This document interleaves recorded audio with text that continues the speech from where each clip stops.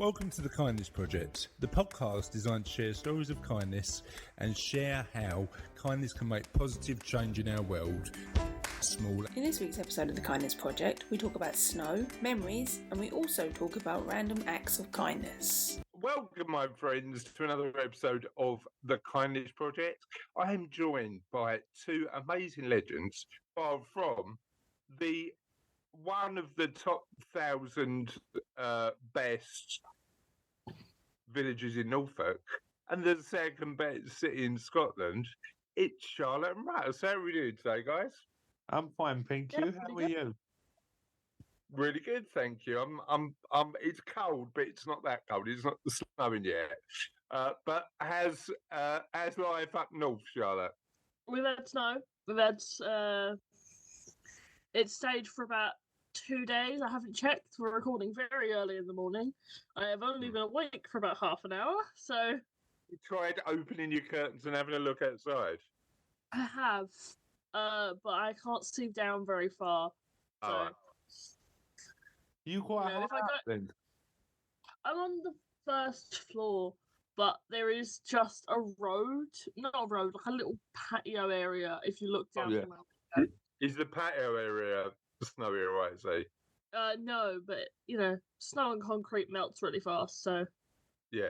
There's So there's a school you can see from the kitchen, and they've had snow that's been settled for like 2 or 3 days. Oh, where better to have snow that settles in a school? Yeah, Kids love it. I mean, I love a snowball fight, but kids love a snowball fight, don't they? Yeah. I thought they shut down schools now when it snowed. I hope not. sometimes they do, Because of the sometimes they heating. don't. It depends. No, I don't. I think it depends on how extreme it is, right? Yeah, I think they try and do whatever they can not to close down schools. Yeah. But yeah, all one good. one time it snowed really hard during the night, but it didn't stay. It melted and then froze, so all the roads were really slippery. And there was some snow on like grassy patches and stuff. And we went into school, despite the school being like, you can send kids into school or not. We understand that it's dangerous out, and sending them to school might be a risk. And then we got to school and they were like, all of our heaters for our food are broken, so we're gonna have to send you home because we can't provide hot meals. So you had to go on. They immediately sent us back home as soon as we got there. I don't remember that, but I love Parenting 101. It could be a risk. Send her in. Just get her to school. I mean, I think I think for me personally, and parenting is a very individual thing, but for me personally, you're better off bearing the elements and just doing it. You've always been laid back like that, though, ain't you?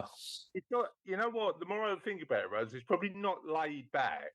It's probably the fact that, and I know we've talked about this on the podcast before. You can't protect your kids from everything, No, well, and you actually give them experiences which might be a bit like painful and challenging everything. And I mean, how painful and challenging is walking in the cold? You know, it's not. Flipping is it? over can be quite painful and challenging.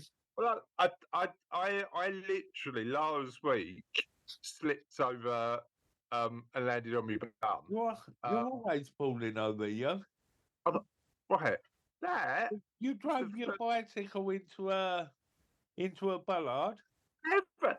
Right, I have rode my bicycle into a bollard, but that was 2 years ago when it was dark.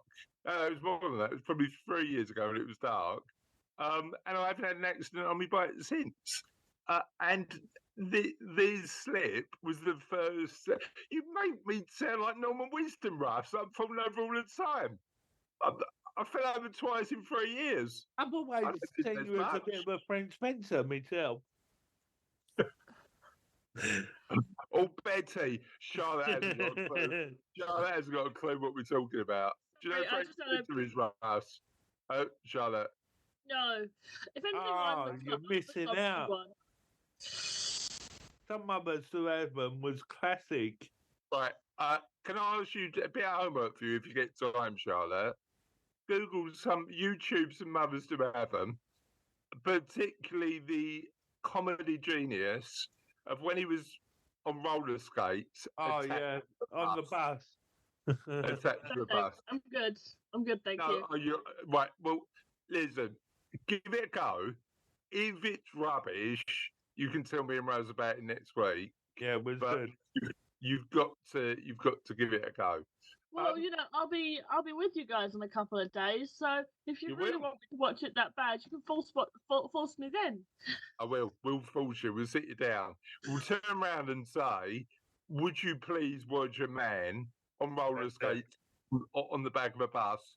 The other alternative, so you know how it feels, is you do it yourself.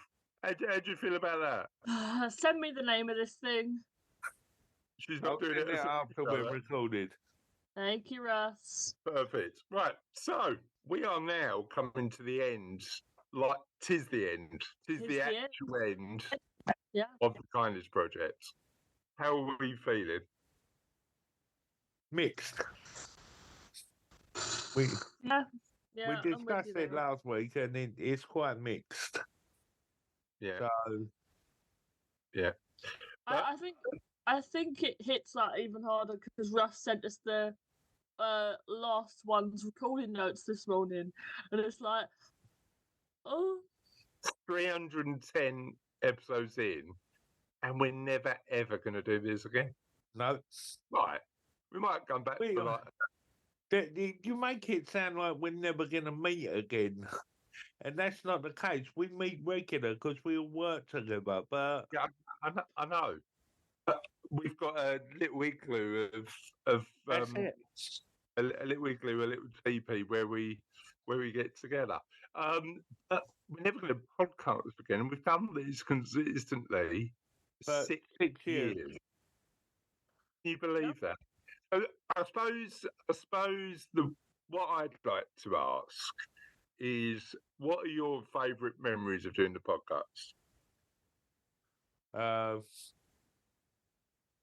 The most important thing for me is the relationships it's built, not only with Charlotte through doing the podcast, but traveling down and doing bits sort of in person. My relationship with Sophie as well. I think they're the Yeah. most important things for me. Yeah, but I mean, if we're talking about like I know we've had loads of guests on where we've talked about well-being and the Oh, importance of- without a doubt, my most favourite guest was Ollie Smith. why are The interview just spoke to me. Yeah. And I think that was my most favourite. I don't know about you guys. you know what? I've had so many people there where they've shared their insight. I think one of my favourites, and we did this years and years and years ago now, and it's now my favourite because he's a friend of mine, is Andy Finot from St Francis Swiss. Because literally he came in, we did the interview, we spoke for about an hour to do the podcast interview, and he just stayed for a cup of tea and a chat for another hour and a half. And because he's such a lovely guy. So the fact that not only have I met some amazing people, seen some, listened to some amazing stories, shared those stories with our brilliant audience. Each unique story has been interesting in some way. Yeah. There's only been a couple that really spoke to me, but each unique story has been. I think you're right, Russ. I think that element of everybody's got their own story, but everybody in our audience, because of their own life experiences, will have a different perspective on what one really talks to them. Charlotte, talk to us, because you were near to a grasshopper from when we started with this. All right, not quite. You were 13, but what have you found your favourite bit to this? Huh. There's a lot. I think one of the things that I really like about what we're doing and sort of what we've done, what we've built, is that it sort of generates a bond. I think Russ is right. Like, we have connected more with this podcast, but I also think there's sort of a better connection between me and you now. Maybe that's because I'm older, but I definitely think like this podcast has something to do with it. Like, we have so many inside jokes now that if I forget them, I can just go. Yeah, well, this is the thing for us as a family, and this is a family project, isn't it? But for us as a family, like, we've got this amazing legacy. I mean, I didn't expect at the start for Russ to be a fellow host of the podcast at some point. No, nor did I. Nor did I. And then we dragged him in slowly, Charlotte, didn't we? Now people are saying I'm their favourite. No, well, you know what? Genuinely, somebody listened to the podcast, and I don't know whether you're Ricky Gervais or I'm Ricky Gervais, Charlotte. Apparently, Raz is our Carl Pilkington, somebody said to me. He's the proper star. He's the one that's got all the good stories and just makes us laugh for the nonsense it comes out with. He's the true star of the Kindness Project. That's what they said to me. That's not the way I look at it, but yeah. Yeah. But yeah, brilliant. Absolutely loved it. So we've got one more. So just to let everybody in the audience know, we've got one more conventional episode to record. Well, actually, we haven't got guests for the last few because it's. I thought it'd be a really good opportunity to just talk about what we've done over the 6-year period.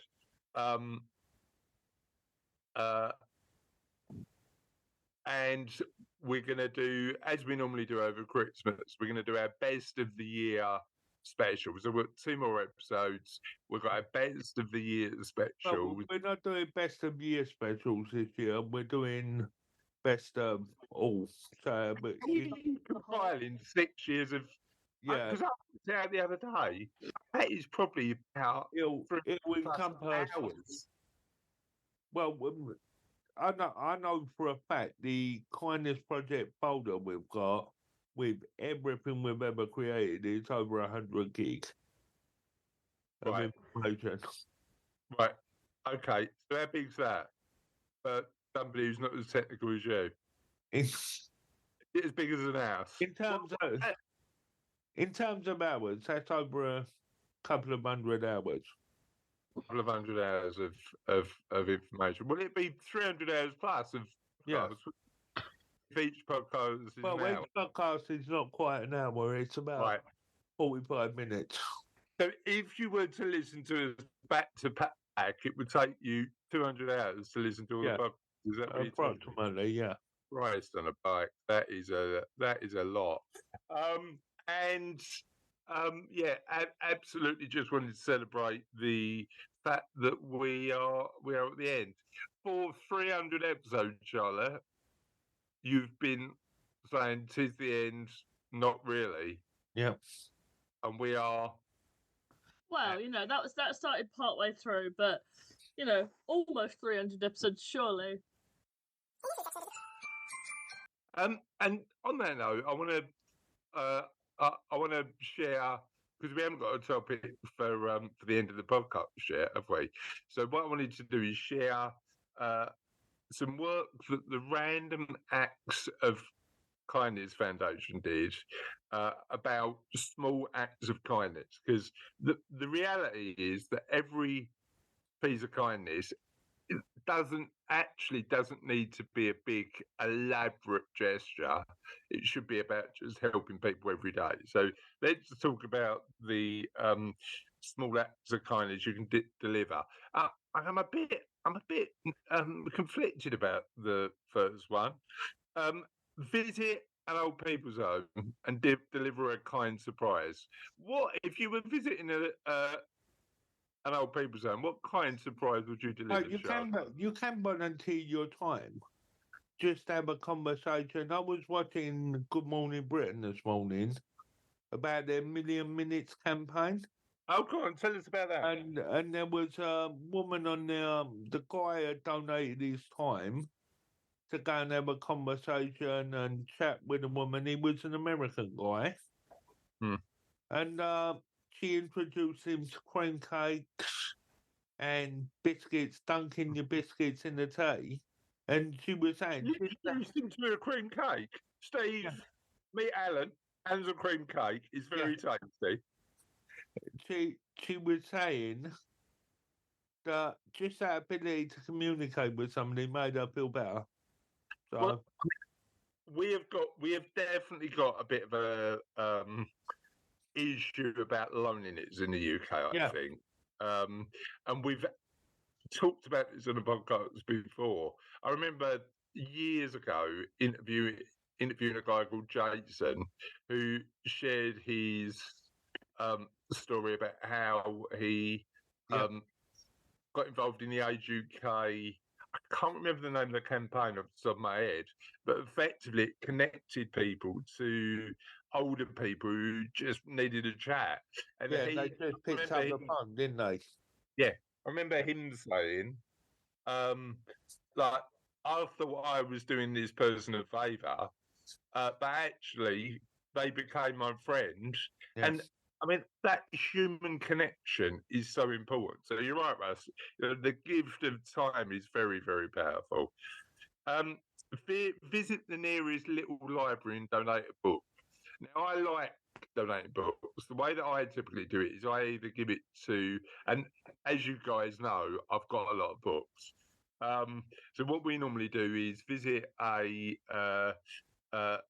charity shop, and so they get a bit of a win out of the box books, or at our local supermarket there's a thing where people make a donation if they want to, and that all goes to charity.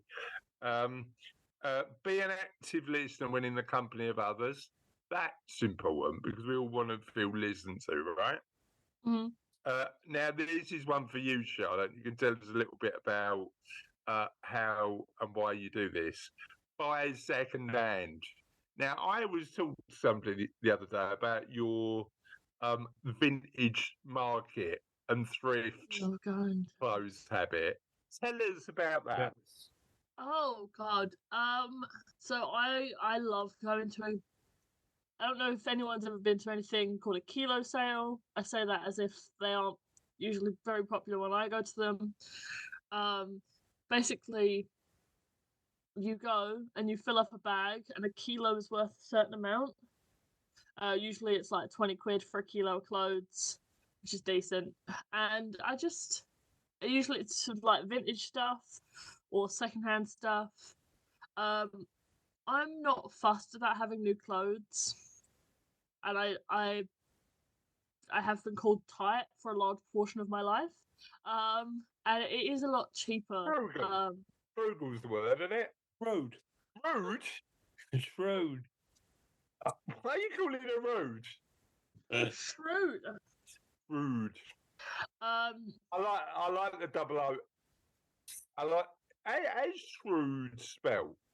I don't know actually. But it sounds the way the Russell sounded. It sounded like 2 or 3 or potentially 4 long O's in the middle. Rude. That's where I sat so long waiting for you, and I was looking at the Zoom logo. It's got like 12 O's in it. Oh, yeah, Zoom. Charlotte, you are very. Yeah. But like these things are great. Like, not only is the clothing cheaper, but it's also like there's a lot of big chains at the moment. Well, yeah, pretty much consistently. That they make loads and loads of a product, Yeah. and when it doesn't sell, instead of not making loads and Goes loads and into loads of the landfill, next, doesn't it? it goes into Yeah. landfill, and then because of the way fashion trends work, people will just be rid of clothes within a season. And I've still got clothes that I wore when I was like 14. Well, Like, to be fair, there's a lady that as you guys know, there's a lady, and I recommend it if you're listening, you check out the work of Goods for Good. There's a lady who we interviewed just a couple of weeks ago called Rosalind, who is what you're talking about, Charlotte, is fast fashion, isn't it? You know, that sort of wheel we've got into where we overproduce. We've got loads and loads of similar sort of stuff, and inevitably some of it goes to landfill. But what she does is works in partnership with some of those organisations, so that unused or unloved clothes and other goods goes to places that really need it. And I thought that was a really, really useful connection to make, because we talk about fast fashion being an issue, but it's only an issue in Western countries. There's other countries that really, really need the stuff. And the other thing about the fact that you go to vintage stores and go to kilo sales, I normally get a T-shirt with a completely random football team, and I know it's owned by a bloke called Alan because his name's on the back. I love going into kilo sales and finding very specific, clearly customized T-shirts. I've got one that says "Little Linus Dad," and it's got 2 names and numbers on the back, and a little football on the front. So it's very clearly from it's clearly a dad's shirt from his kids' like American Football League. It's like one of my favorite T-shirts that I own. I talked to one of the guys that runs one that sort of does runs these events like across the UK, and he said that a lot of what they see people getting at like this time of year is like they see like mothers coming in, and it's cheaper to buy winter coats for kids. Yeah. In this kind of way, stuff like that. So Yeah. So they perform an important role in society, don't they? Yes. What would be your small act of kindness? Because I wrote about this in the book, and my one is just try and give everybody a little bit of time. Smile, say how are you. Like, it doesn't cost you anything. It doesn't even cost you a lot of time, but just try and be nice to everybody, because that bit of politeness, particularly for people who are doing sort of jobs where they're helping and serving you, I think is important. What do you guys think? I definitely agree with that. I think there's a lot of like negativity that comes to the way of the people who like, just because you don't see it doesn't mean those negative interactions don't happen. I think there is a lot of negativity that comes those people's ways from everyday people who maybe don't realize that they're being mean or spiteful or anything like that. But make effort to make somebody's day a tiny bit nicer, I think, is definitely really important. So yeah, all good. And on that note, it's the end of another podcast. Yes. And whilst Charlotte gets prepared for Joke of the Week, have you got a theme for Joke of the Week? Well, I was thinking about the end, because it's pretty much all we've talked about. The end. You're gonna give us a joke, not a depressing existential poem about death. Hey, I could find you one of those more easily. Oh, no, can you give us a joke about death poems? That would be very niche, wouldn't it? That would be very niche. But yeah, Raz, while Charlotte finds a joke about the end, I agree with you. I mean, I think my favourite interview is going to be different to yours, but uh, I think Ollie's one stood out for me because he was so open and honest about his own challenges. I think there's some people you meet in life that just not speak your language as in English, but speak your language on a more mental level. Level, yeah. A more you can understand what they're saying sort of level. Yeah. And Ollie is not only a legend of a human being, but somebody who has the ability to be so transparently honest that you get where he's coming from immediately. Yeah. I totally Love it. Absolutely love it. How are we getting on with our joke, Charlotte? A lot of them are very morbid. Not a big, a morbid joke. Give us a morbid joke. No, that's too morbid. Here, this one's not that no, morbid. I have to put a trigger warning on it. Yeah. This one's not that morbid. Two artists had an art contest. It ended in a draw. Yeah, this isn't great. Okay, we need to get a better subject for next week. On that note, my friend. Absolutely. On that note, my friends, that's the end of another podcast, and we'll see you for our final episode next week. No, it's not a final episode, but close to the end next week. See you then. Bye.